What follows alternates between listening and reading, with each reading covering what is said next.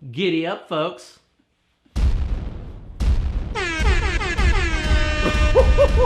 Woo! Jags down, Bucs up.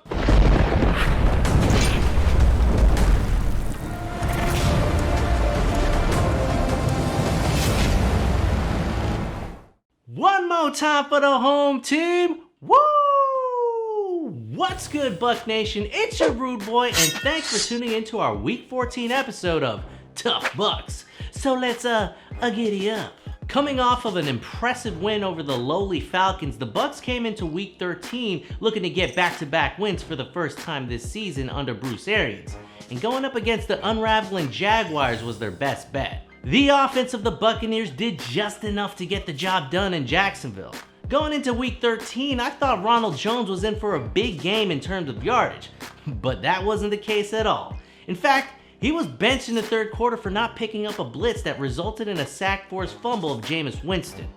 Outside of 2 touchdowns from Peyton Barber, the rushing attack had little to no room to work with. Normally we'd be firing the cannons for my guy Chris Godwin or my man Mike Evans, but Rashard Perryman finally showed up.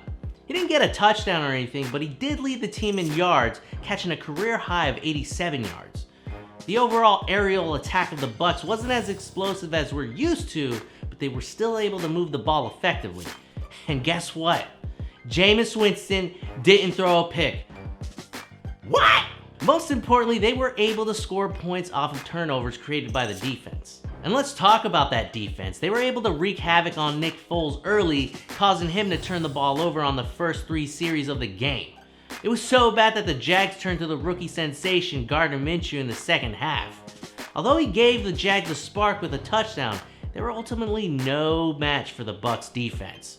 Shaq Barrett went off on a tear and continues his reign as the league leader in sacks, adding a couple, including another strip sack that was recovered for their second touchdown. Even when they were backed up in the red zone, they were still able to get turnovers and conserve their lead.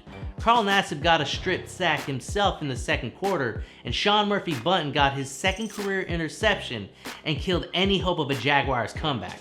I like that. I tell you what, when this defense is playing well, this team is dangerous. Our Week 13 Tough Buck Award goes to my guy, the thoroughbred rookie linebacker Devon White. Look, he had a slow start to the season due to a knee injury, but now he's healthy and my man has been playing at a high level. Against the Jags, he had a standout day in coverage, recording his first interception. He would also recover a fumble and take it to the house for his first career touchdown. Here's to you, Devon. Giddy up. In the last 2 weeks, the Bucs defense has showed up. Yeah, it was against a couple of sloppy teams, but these are the games this team should win. They've been getting to the quarterback and creating turnovers, and I have a sense that their confidence has grown with each week's success. And who knows? Maybe they can get a run going, win out, and sneak into the playoffs. They are mathematically in the hunt. Playoffs? Don't talk about playoffs? You kidding me? Alright, Jim Mora, you're right. That's not gonna happen, but it is nice to see things are finally clicking. Now that the Bucs made it 2 in a row, can they make it 3 in a row?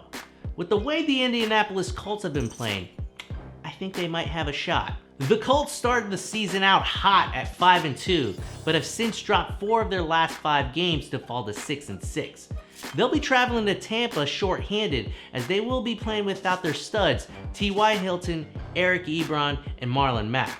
Jacoby Brissett has had flashes this season, but hasn't been consistent. They are the 4th best team in terms of rushing, but the Colts have struggled to score points of late. The Colts defense are led by second-year stud linebacker Darius Leonard, who had a big game against the Titans last week. They play with a bend-don't-break attitude and are just outside of the top 10 in all defensive categories except their rushing defense, which they are tough at. This will be a good test for the Bucs offense. Let's see if they can get the win. Now that we're all caught up with the Colts, let's take a look at a key matchup. Mike Evans and Chris Godwin both had relatively quiet games against the Jaguars, but look for them to bounce back. It won't be easy though, because this Colts defense is pretty good. Bucs cornerback Jamel Dean left in the first half of last week's game with a shoulder injury, but he was a full participant in practice, so I expect him to play. Alex Kappa, Anthony Nelson, and Scotty Miller didn't practice as of Wednesday and are questionable for Week 14. Last week, I split my picks again, bringing my season total to 10-14. The Bucs are 3-point favorites in this game, and that's because they have home field advantage. The Colts are playing for their playoff lives, so I expect them to play inspired football. With the offensive weapons the Bucs have, I think they'll be able to put up points on the board. But the real question is, can Jacoby Brissett and the depleted Colts offense keep up? I say no. I'll take Tampa to cover the 3 points, baby. The over-under for this game is set at 46.5 points. The Colts have a decent defense, and in the last 2 weeks, the Buccaneers defense has been stellar. With the way these two defenses have been playing, I'm gonna take the under on this one. And that's our Week 14 preview of the Indianapolis Colts versus the Tampa Bay Buccaneers. Let me know who you think will win this game by leaving a comment below. Like and subscribe, and if you're a real tough buck, then click that bell icon so that you get real-time notifications on when new videos drop. So until next time, Buck Nation, I keep firing them cannons.